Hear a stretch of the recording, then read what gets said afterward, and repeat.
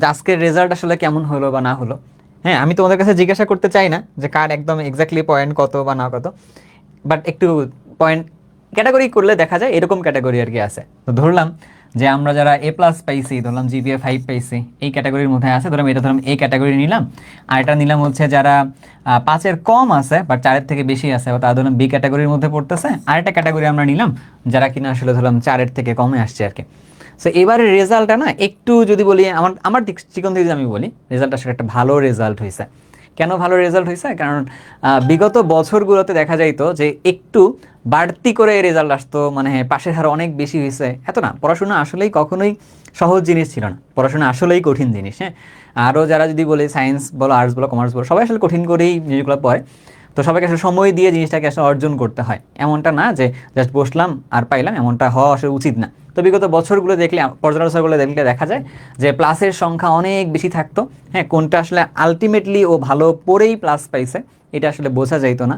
And অনেকভাবেই আসলে mark তোলা যাইতো। তোমরা যাদের এসএসসি যারা দিয়ে আসছো, অর্থাৎ যারা এই মুহূর্তে দিছো, তো তারাও মোটামুটি বুঝে গেছো যে কীভাবে আসলে মার্কগুলো বা প্লাস বেশি পাওয়া যাইতো, এই সুযোগগুলো ছিল। বাট এই বছর যেহেতু একটা ধরলাম একটা রিয়েল এক্সাম ধরে নিচ্ছে এই মুহূর্তে, যে খাতা এইভাবে কাটা হয়েছে বা ভালোভাবে কাটা হয়েছে বা সিস্টেম ভালো ছিল, যার জন্য আমরা একটা ভালো ফলাফল একটা পাইছি। সো এইটা একটা টার্গেট দিতে পারে যে আমাদেরকে পরবর্তীতে যারা আমরা পাবলিক এক্সামগুলোর জন্য বসবো, অবশ্যই অবশ্যই আমাদেরকে ভালো করে নিজেকে প্রিপেয়ার করে নিয়ে এক্সামের মধ্যে বসতে হবে আর কি। এটা একটা সাইন হিসেবে নিতেছি।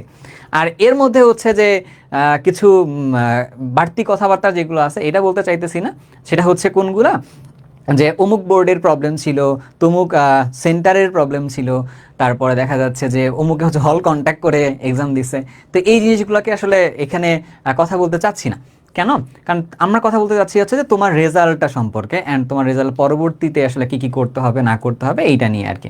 তো তুমি অলরেডি জানো, তোমাদেরকে স্কুলে থাকাকালীন সময়ে স্যাররা বা তোমার অভিভাবকরা এটা বলছে যে তুমি যে পড়াশোনাটা করতেছো, তো সেই পড়াশোনাটা তোমার জন্য ধরলাম 50% তোমার এফোর্টটা বা 60% তোমার এফোর্টটা আর কি।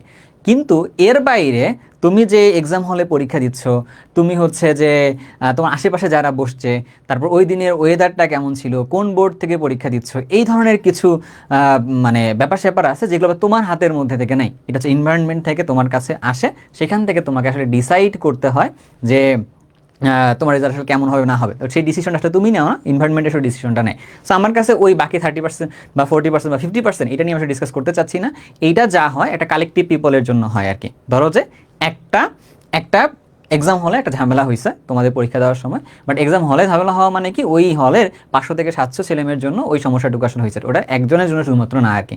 বাট আমরা আজকে যে লাইভটা করতেছি, টু বি স্পেসিফিক, ওই একজনের জন্য লাইভটা করতেছি, যে যে একজন ব্যক্তি তার রেজাল্টটা ভালো হয়েছে বা খারাপ হয়েছে বা আনএক্সপেক্টেড হয়েছে, তো সেখান থেকে আমরা কি করতে পারি বা না করতে পারি আর কি। তো তোমরা একটু তাহলে জানাইতে পারো যে এই ক্যাটাগরি তিনটার মধ্যে কে কে কোন ক্যাটাগরি থেকে আমার কাছে আসলে লাইভটা দেখতেছো। আমার কাছে স্যাম্পল সাইজ খুবই কম। হ্যাঁ, মানে স্টুডেন্টের স্যাম্পল সাইজ আমি একদম জোর গলায় বলতেছি। আমাকে খুব বেশি মানুষ আসলে যদি বলি, আমার যেহেতু প্ল্যাটফর্মটা ছোট, মাত্র আমি শুরু করছি। হ্যাঁ, আর এর বাইরে তো এর আগে অন্য জায়গায় কাজ করে আসছি। তো আমি দেখা যাবে যে আমার কাছে খুব বেশি সংখ্যক যে এসএসসি 2500 ছেলে মেয়ে আছে এমন টাইপেরও না, তো আমার কাছে খুব কম সংখ্যক ছেলে মেয়েই আছে আর কি। তো তাদের রেজাল্ট আমি যতটুকু দেখছি অতটুকু ভিত্তিতে বলতে পারবো। এর বাইরে অন্যান্য গ্রুপগুলো একটু আলোচনা করে করে আমি আসলে সেখান থেকে, বা অন্যান্য গ্রুপগুলো একটু ঘোরাফেরা করে করে আমি আসলে দেখছি আর কি। বুঝতে পারছো? ওকে। তো এবার যদি আমি একটু বলি, হ্যাঁ, তোমাদের এই রেজাল্টগুলো যদি ধরলাম, আমার কাছে যেটা মনে হয়েছে, এই সংখ্যাটা এবার না অনেক কম, এই সংখ্যাটা এবার না অনেক কম। বাট এই সংখ্যার দিকে ধরলাম যে অনেক সংখ্যক শিক্ষার্থী আছে আর কি। ঠিক আছে? তাহলে যদি আমাদের রেজাল্টগুলো সামহাও 5-এর যদি নিচে আসে, ধরো নিচে আসছে, তার মানে কি আমার লাইফ একদমই শেষ? হ্যাঁ, মানে আমি যে স্বপ্নগুলো দেখতেছিলাম সেই স্বপ্নটা আসলে কখনো আর পাওয়া যাবে কিনা, বা সেই স্বপ্ন আসলে পূর্ণ করা যাবে কিনা আর কি। হ্যাঁ, এটা একটা বড় একটা প্রশ্ন থাকে। আবার একটা প্রশ্ন থাকে যে আমি তো এবার 5 পেয়ে গেছি, তো তার মানে হচ্ছে আমার সব কিছু পাওয়া হয়ে গেছে, এবার আর আমাকে আর ঠেকায় কে, আমি জাস্ট কলেজে উঠবো, এই উঠলাম কলেজে অ্যান্ড সেখান থেকে ভালো করব, করার পরে এবার আমাকে একদম বুয়েটে কে ঠেকায় বা মেডিকেলে কে ঠেকায়, আমি আসলে ওই জায়গাটায় ভালো করে ফেলবো আর কি। রিয়েলিটি কিন্তু এমন টাইপের না। একটা রেজাল্ট তোমার কোনো একটা রিকোয়ারমেন্ট হিসেবে কাজ করবে। এটা রিকোয়ারমেন্ট মানে কীরকম, ধর তুমি একটা রুমের ভিতরে ঢুকে কোনো একটা ডিসকাশন করবা আর কি, বাট ওই রুমটার ভিতরে ঢোকার জন্য দরজাটা খুলতে হবে না, ওই দরজাটা খোলার জন্য একটা রিকোয়ারমেন্ট থাকে আর কি।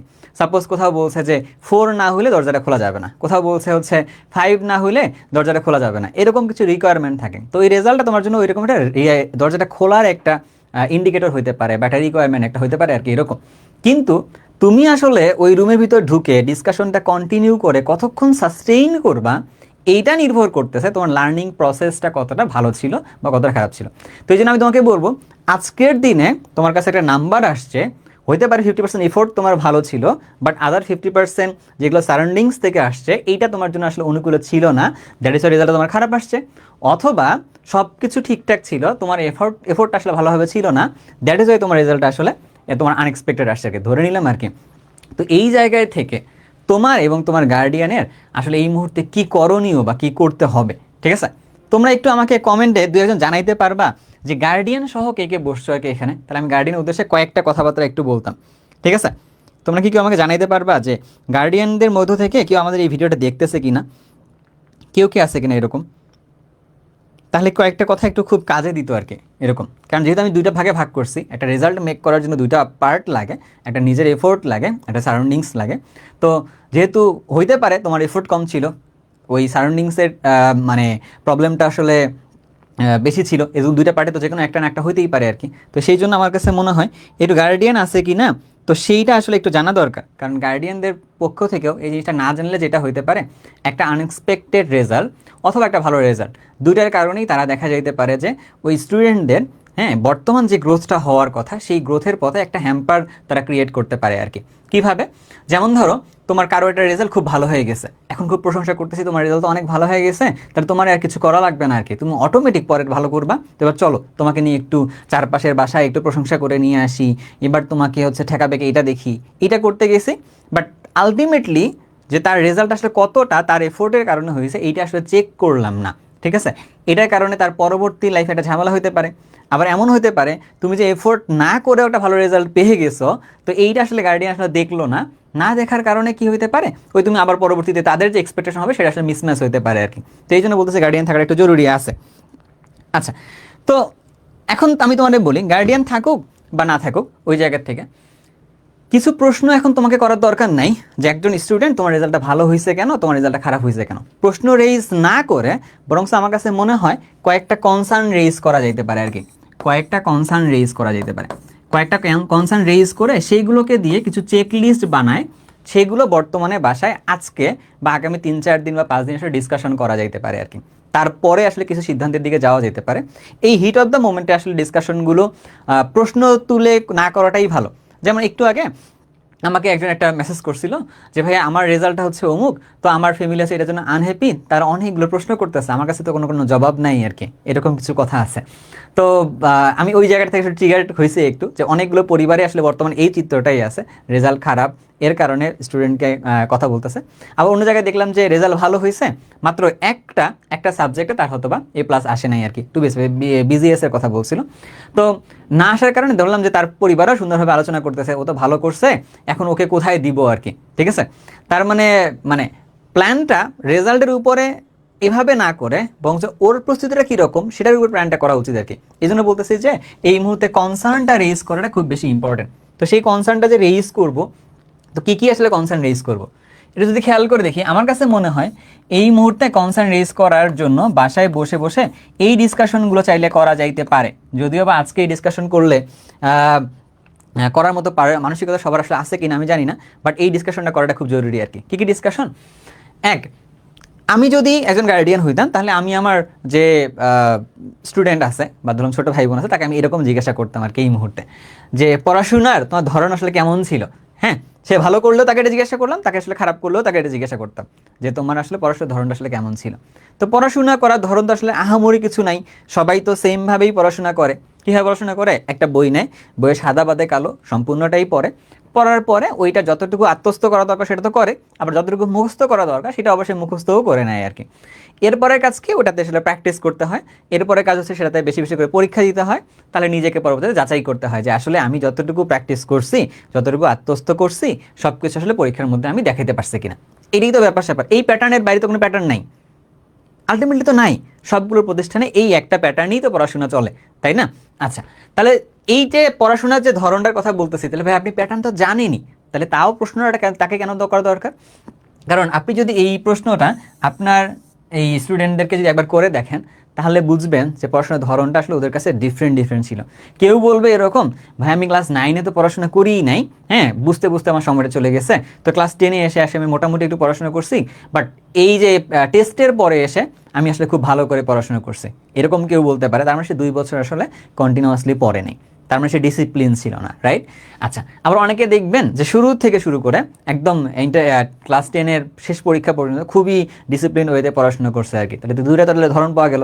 অনেকে আছে আবার দেখা যায় শুরুর দিকে খুব ভালো করছে, বাট পরের দিকে আবার ভালো করে নেই, এরকমও কিছু ধরন আছে। তো তার মানে সে কখন ভালো করতো, কখন খারাপ করতো, এই জিনিসগুলো হয়তো বা একটা গার্ডিয়ানের একাডেমিক লাইফ সাইকেল যখন স্টুডেন্টরা চলে, তো তখন আসলে তাকে জিজ্ঞাসা করা কিন্তু হয় না, তাই না?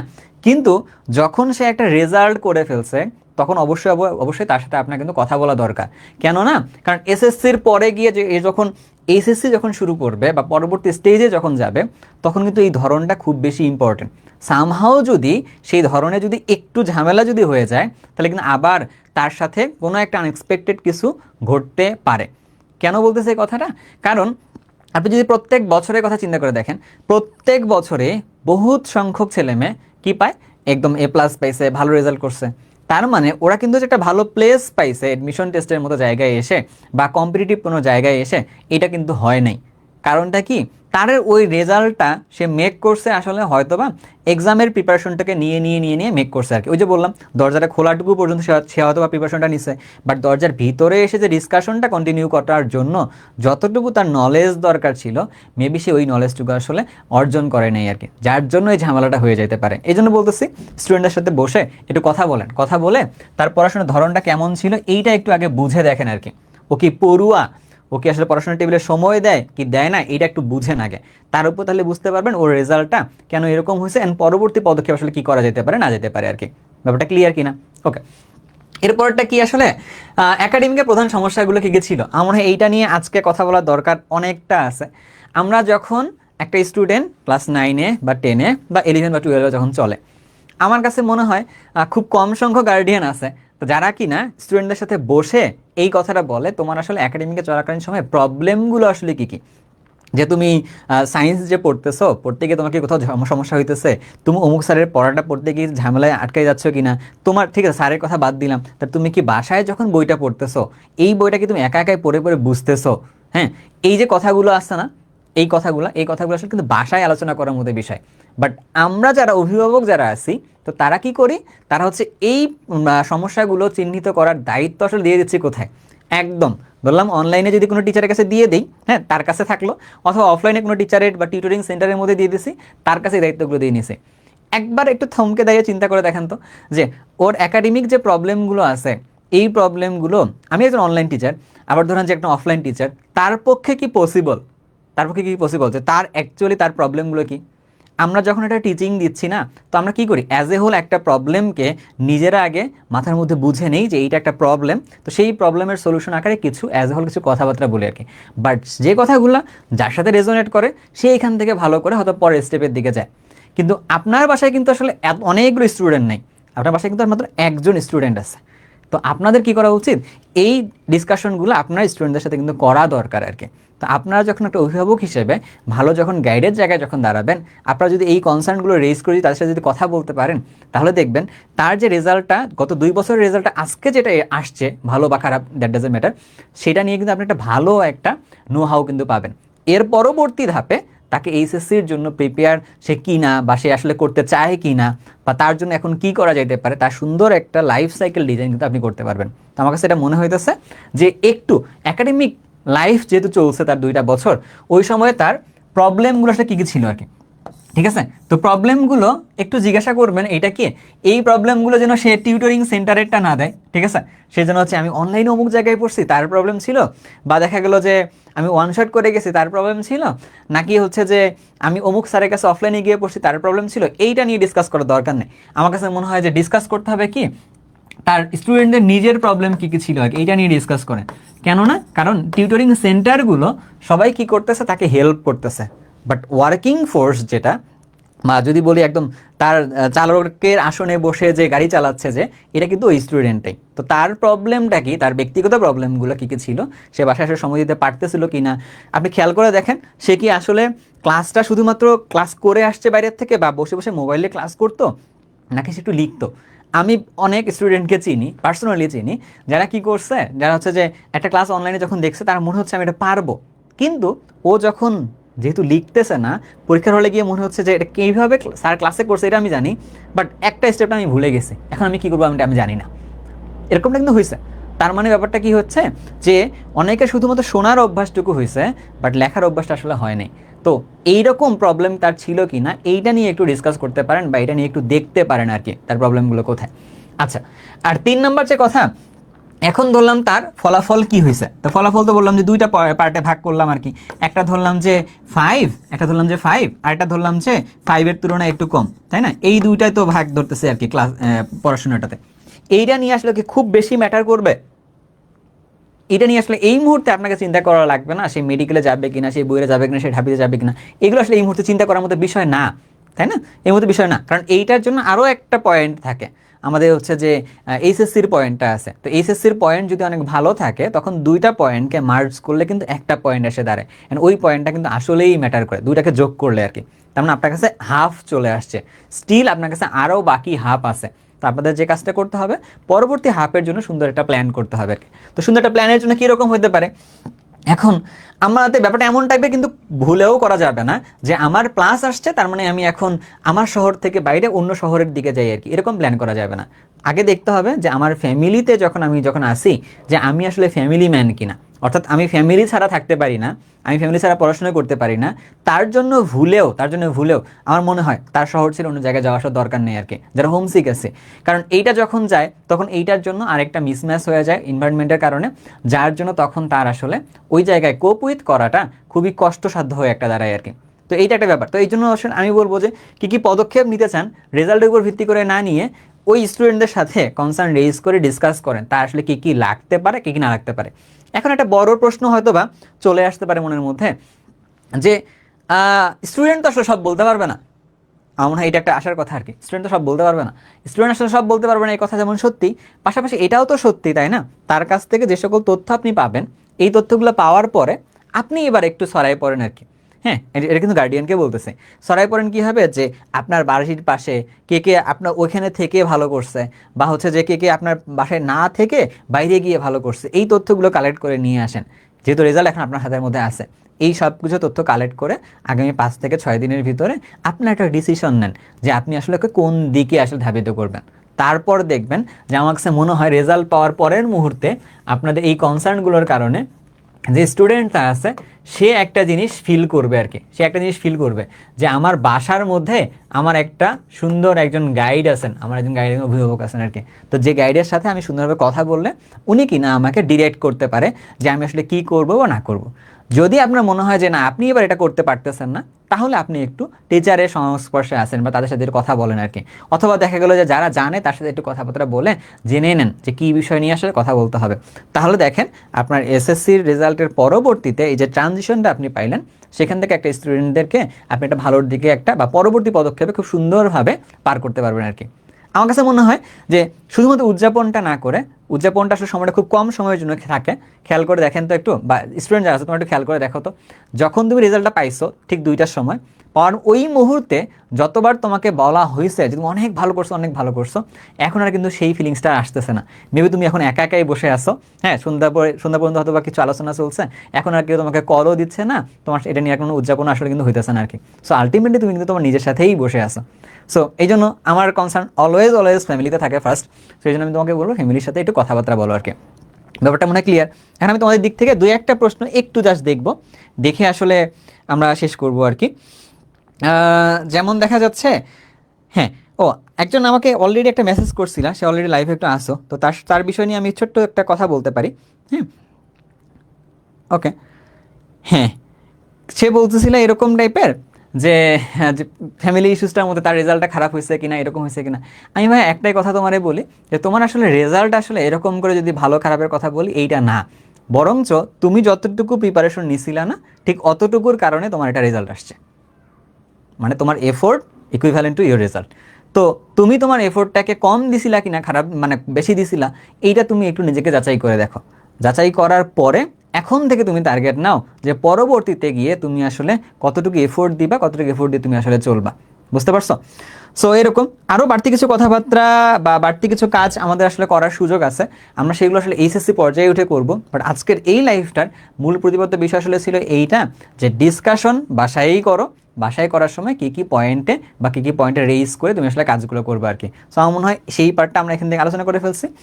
আর তোমাদের সাথে আরেকটা কথা বলার ছিল, আজকে 10 তারিখ, তো 10 তারিখ থাকার কারণে আমি আসলে তোমাদেরকে অনেক আগে একটা কথা বলছিলাম যে 10 তারিখে আমরা হচ্ছে একটা আমাদের ফাউন্ডেশন ফ্রি কোর্স নামে একটা কোর্স নিচ্ছিলাম, তো ওই কোর্সে ক্লাসটা নিব আর কি। I am so sorry for that. আজকে যেহেতু তোমাদের রেজাল্ট দিছে, তো দ্যাটস আমরা রেজাল্টটা দেওয়ার কারণে এই ক্লাসটাকে আমরা শিফট করছি, শিফট করে আমরা হচ্ছে 14 জুলাই নিচ্ছি আর কি। 14 জুলাই 7:30 গিয়ে আমরা এই লাইভ ক্লাসটা নিব। তো লাইভ ক্লাসের মধ্যে আমরা যেটা করব, একদম ধরে ধরে, তখন আসলে আর এসএসসি পর্যায়ে নিয়ে কোনো আলোচনা হইল না, আমরা একদম আমাদের যেটা দরকার, আমাদের অর্থাৎ এইচএসসি লাইফে যেটা দরকার, যে এন্ট্রিটা দরকার, এটার জন্য আমরা একদম নিজেকে একটু একটুভাবে তৈরি করা শুরু করবো আর কি। তো সেই তৈরি করা নিয়ে কাজ করবো, ব্যাপারটা বুঝতে পারছি? ওকে, সো অনেকগুলো কথাবার্তা হয়েছে। তোমাদের দিক থেকে আর যদি কোনো কমেন্ট না থাকে বা যদি তোমার কোনো যদি কোয়েরি যদি না থাকে, দেন আমরা আসলে লাইফটাকে শেষ করব, ঠিক আছে? হ্যাঁ, ওকে, হ্যাঁ। তো এর পরবর্তীতে কোর্সটা তোমরা কোথায় এনরোল করবা? কোর্সটা এনরোল করার জন্য তোমাকে যাওয়া লাগবে হচ্ছে আমাদের ওয়েবসাইটে। তুমি আমাদের ওয়েবসাইটে গেলেই কোর্সটা পাবা, কোর্সটা তুমি ওয়েবসাইটে গেলেই পাবা, ওয়েবসাইটে গেলেই কোর্সটা পাবা। তো আমি যদি তোমার একটু বলি কোথায় তুমি পাবা ওয়েবসাইটটা গেলে, আমাদের ওয়েবসাইটটা তুমি অলরেডি জানো। তুমি আসলে যদি যাও oxychem.net-এ যাও, oxychem.net, এইখানে তুমি যদি যাও, তো যাওয়ার পরে গিয়ে তুমি দেখবা এইখানে হচ্ছে তোমার জন্য কোর্সটা প্লেস করা আছে। এগুলো যে পেইড কোর্সগুলো আছে, বাট ফ্রি কোর্সটা তুমি এখান থেকে যে অ্যাভেল করতে পারবে আর কি। তুমি এখানে যাও, এখানে যাওয়ার পরে ফ্রিতেই, হ্যাঁ, তোমার হচ্ছে 39 জন বন্ধু এখন অলরেডি এখানে এনরোল করে ফেলছে। সো তুমি এখানে এই যে লগ ইন করলেই লগ ইন করতে পারবা। পরবর্তীতে আমি আরেকটা ভিডিও এখান থেকে করে দিব আর কি, সমস্যা নেই এটা নিয়ে। সো ওটা উদ্দেশ্য আসলে এটাও ছিল না, তো উদ্দেশ্যটা আসলে এইটা। আমার মনে হয় তুমি এটা আরেকবার একটু আমরা রিকল করে দিয়ে শেষ করি, যেহেতু আমার প্রত্যেকটা ক্লাসে এই ব্যাপারটা আসলে থাকে, সবার শেষে আসলে কী কী বলছি না বলছি এটা একটু রিকল করানো। তো এরকমও থাকে ক্লাসের মতো করেই। সত্যি কথা বলতে এইটাই, তুমি যে ফলাফলটা নিছো, তো সেটা আসলে একটা রিকোয়ারমেন্ট। হ্যাঁ, এটা আসলে বেশ কয়েকটা জায়গায় তুমি যেগুলো জায়গায় প্ল্যান করছো, তোমার লক্ষ্যটা নিশ্চিত করতে গেছিলা, এগুলোর একটা রিকোয়ারমেন্ট হিসেবে কাজ করতে পারে, ঠিক আছে? বাট তোমার অভিভাবকের সাথে সঠিক গাইড যে কোনো লক্ষ্য অর্জনের পথে তোমাকে আসলে সহজ করবে আর কি, ঠিক আছে? তো এই জন্য তোমাকে বলবো যে তুমি আসলে কীভাবে পড়াশোনা করবা, কোন কোন ফ্যাক্টর আসলে এটার মধ্যে জড়িত আছে, তো এইগুলো একটু অভিভাবকের সাথে আলোচনা করে সামনের দিকে একটু আগাও। আগানোর পরে তুমি দেখবা কাজ ভালো করে করতে পারবে আর কি, ঠিক আছে? অ্যান্ড এই অভিভাবকটা আসলে একটু ওয়াইড রেঞ্জের কথা, তোমার বাসার অভিভাবকও হতে পারে, অথবা তোমার কলেজের টিচার হতে পারে, স্কুলের টিচার হতে পারে, অথবা তুমি যার কাছ থেকে তুমি সাপোর্ট নিচ্ছ, তো তিনিও হতে পারে আর কি। সো এই তো আজকে অনেকগুলো কথা বললাম আজকে আমার দিক থেকে, বাট তোমাদের সাথে কথা বলা মাত্র শুরু হয়েছে। ইনশাল্লাহ তোমরা এসএসসি 25 নামে আর হয়তো তোমাদেরকে ডাকা হবে না, তোমাদেরকে আসলে এইচএসসি 27 নামে ডাকা হবে। কেমিস্ট্রির পক্ষ থেকে, অক্সিজেনের পক্ষ থেকে আমরা তোমাকে আসলে কোবাল 27 বলেই ডাকবো। তো তখন থেকে আর কথাবার্তা হবে। তো রেজাল্ট হোয়াট এভার যা হয়েছে, ভালো খারাপ দুইটাই, তো সব ধরনের মানুষকে নিয়ে আমরা এখন থেকে যা একটা ড্রাইভ দিব, যে ড্রাইভটা হবে এরকম, আমরা একদম বেসিক থেকে শুরু করব, আস্তে আস্তে অ্যাডভান্স পর্যন্ত যাব। পরবর্তী যে টার্গেটটা আছে আমাদের এইচএসসির রেজাল্ট অ্যান্ড তারপর যা যা থাকবে সব কিছুর জন্য আমরা খুব ভালোভাবে আসলে প্রস্তুত হব আর কি। তো সবাই ভালো থাকবা, সুস্থ থাকবা। আজকে এই পর্যন্তই, সবাই ভালো থাকো, আল্লাহ হাফেজ।